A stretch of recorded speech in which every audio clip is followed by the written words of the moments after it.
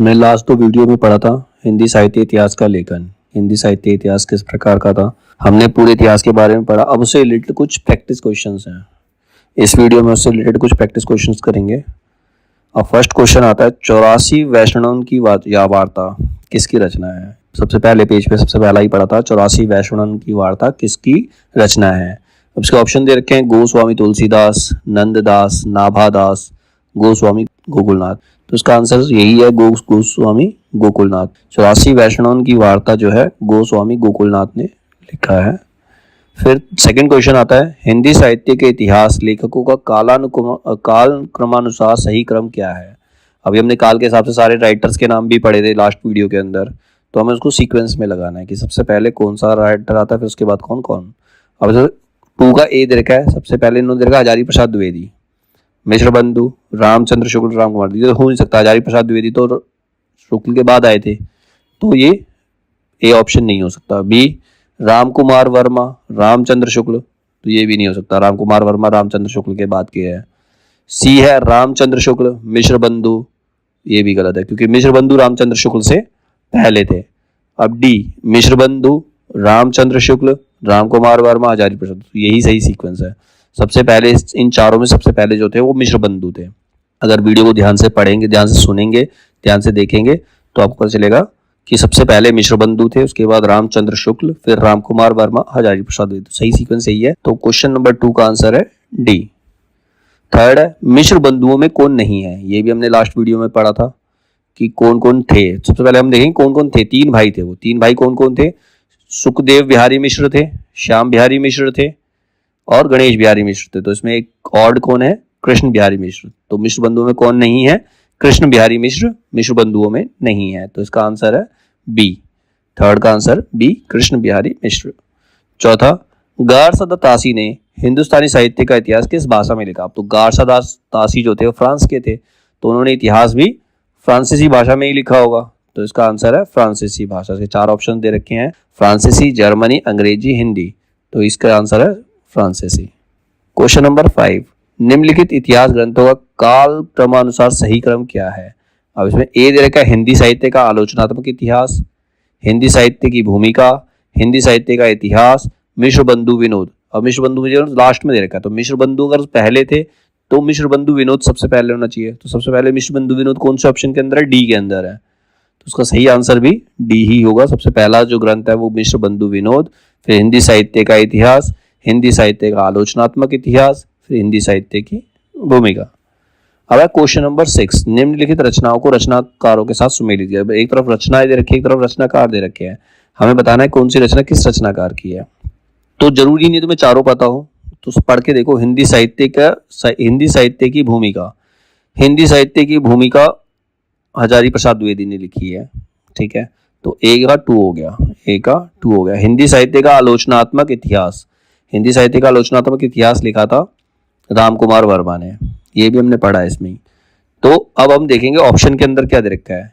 ए में 2, बी में 4। ए में 2, बी में 4 मतलब बी है इसका आंसर, ठीक है, क्योंकि ए में 2 और बी में 4 किसी और में है ही नहीं, ठीक। तो इसका आंसर क्या है, बी। ओके, तो आंसर हमको क्वेश्चन नंबर 7, शिव सिंह सरोज का प्रकाशन कब हुआ।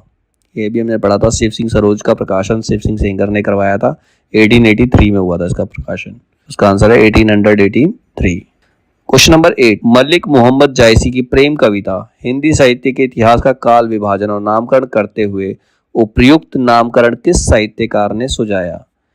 तो अब हमने दोनों वीडियो में नहीं पढ़ा इसके बारे में, मलिक मोहम्मद जायसी की प्रेम कविता के बारे में नहीं पढ़ा, लेकिन हमने रामचंद्र शुक्ल के बारे में पढ़ा, आचार्य हजारी प्रसाद द्विवेदी के बारे में पढ़ा, गणपति चंद्रगुप्त के बारे में पढ़ा। इन तीनों ने ऐसा कुछ नहीं कहा, इन तीनों ने ऐसा कुछ नहीं कहा। तो इसका मतलब इसका आंसर क्या होगा, George Abraham Gierson. Question number 9, Hindi में साहित्य इतिहास लेखन की सर्वाधिक लोकप्रिय पद्धति क्या है। ये हमने फर्स्ट वीडियो में पढ़ा था। सबसे लोकप्रिय पद्धति जो है वो विधेयवादी पद्धति है। वैसे 4 पद्धतियां होती हैं, वर्णानुक्रम पद्धति, वैज्ञानिक पद्धति, कालानुक्रम पद्धति और विधेयवादी पद्धति। सबसे लोकप्रिय पद्धति जो है वो विधेयवादी पद्धति है, ठीक है। क्वेश्चन नंबर 10, किसी भी साहित्य के इतिहास को समझने के लिए उससे संबंधित जातीय परंपराओं, राष्ट्रीय और सामाजिक वातावरण एवं सामायिक परिस्थितियों का अध्ययन विश्लेषण आवश्यक है। तो ये किसकी डेफिनेशन थी? ये विधेयवादी पद्धति की डेफिनेशन थी। तो इसका आंसर भी क्या होगा? विधेयवादी पद्धति। क्वेश्चन नंबर 11, राकेश अग्रवाल नाम के एक विद्वान ने अपने साहित्य इतिहास ग्रंथ में इन रचनाकारों को इस क्रम में रखा। अब एक राइटर है, उसने इनको इस क्रम में रखा। तो कबीर, केशव, बंग महिला, मन्नू भंडारी।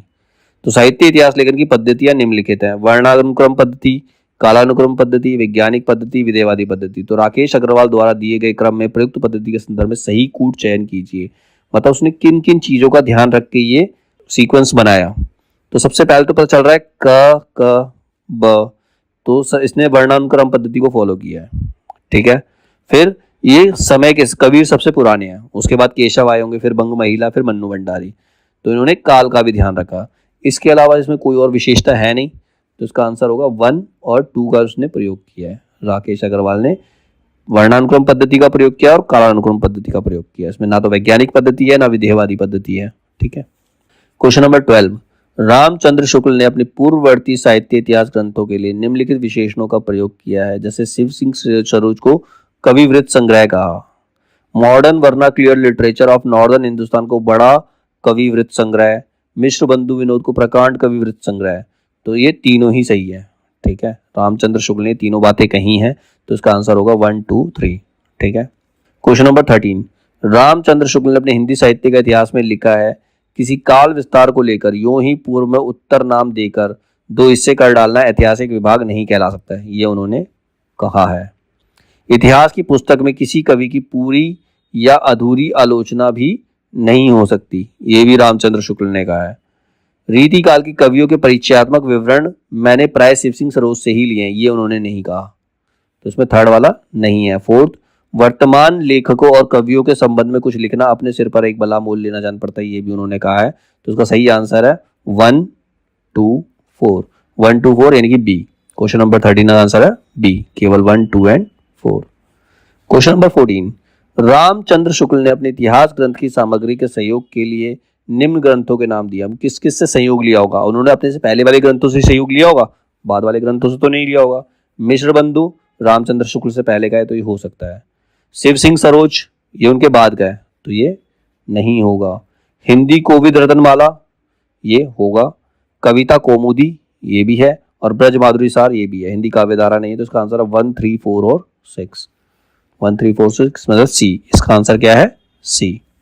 असंगत युग्म को अलग कीजिए। उसमें असंगत युग्म क्या है, मतलब कौन सा किसने नहीं लिखा? भाषा काव्य संग्रह Shyam Sundar Das, a sketch of Hindi literature Edwin Greaves ये इसने लिखा, सही है ये। और history of Hindi literature FE के ये भी सही है। हिंदी साहित्य विमर्श पदुमलाल पुन्नालाल बख्शी ये भी सही है। केवल ये भाषा काव्य संग्रह श्याम सुंदर दास ने नहीं लिखा था। तो यही इसमें से असंगत युग्म है, ये गलत है। ठीक है। तो इस 15 का आंसर है ए। क्वेश्चन नंबर 16, 7-8 वर्षों की संचित ज्ञान राशि सामने लगी हुई थी, पर ऐसी निर्दिष्ट श्रेणियों की उद्भावना नहीं हुई थी जिसके अनुसार सुगमता से इस प्रभुत्व सामग्री का वर्गीकरण होता। भिन्न भिन्न शाखाओं के हजारों कवियों की केवल कालक्रम से गुत्थी उपयुक्त वृत्तमालाएं साहित्य के इतिहास के अध्ययन में कहाँ तक सहायता पहुंचा सकती थी? सारे रचना काल को केवल आदि, मध्य, पूर्व, उत्तर इत्यादि खंडों में आंख मूंद कर बांट देना, ये भी ना देखना कि किस खंड के भीतर क्या आता है क्या नहीं, किस वृत्त संग्रह को इतिहास बना ही बना सकता। तो साहित्य इतिहास लेखन के संबंध में उपयुक्त बातें किस आलोचक ने कही? तो ये सारी बातें रामचंद्र शुक्ल ने कही हैं। इसका आंसर है रामचंद्र शुक्ल। क्वेश्चन नंबर 17, ब्रज का कृष्ण संप्रदाय हिंदी साहित्य के इतिहास का काल विभाजन और नामकरण करते हुए उपयुक्त नामकरण निम्नलिखित में किस साहित्य इतिहासकार ने किया? तो ब्रज का कृष्ण संप्रदाय ये केवल एक ही ऐसे थे जिन्होंने बहुत सारे पार्ट में डिवाइड किया था कालक्रम को, वो थे जॉर्ज गियर्सन। उन्होंने ही इसके बारे में बताया ब्रज का कृष्ण संप्रदाय। तो उसका सही आंसर है George Grierson, B. Question number 18, Hindi के विधेयवादी साहित्य इतिहास के आदम प्रवर्तक शुक्ल जी नहीं प्रत्युत गियर्सन है। ये भी हमने लास्ट वीडियो के अंदर पढ़ा, उसकी लास्ट लाइन है, ऐसा कहा था नलिन विलोचन शर्मा ने। तो उसका सही आंसर है नलिन विलोचन शर्मा।